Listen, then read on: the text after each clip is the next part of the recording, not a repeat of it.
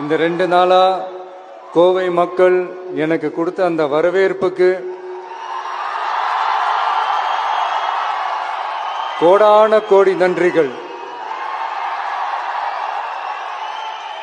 காவல்துறைக்கும் என்னுடைய நன்றியை தெரிவிச்சுக்கிறேன். இந்த காலேஜில் எங்களுக்கு இந்த 2 நாள் இந்த ஃபங்க்ஷன் பண்ணுறதுக்கு பெர்மிஷன் கொடுத்தவங்களுக்கும் இந்த நிர்வாகத்துக்கும் என்னுடைய நன்றியை தெரிவிச்சுக்கிறேன். மீண்டும் சந்திக்கும் வரை நன்றி, வணக்கம், தேங்க்யூ.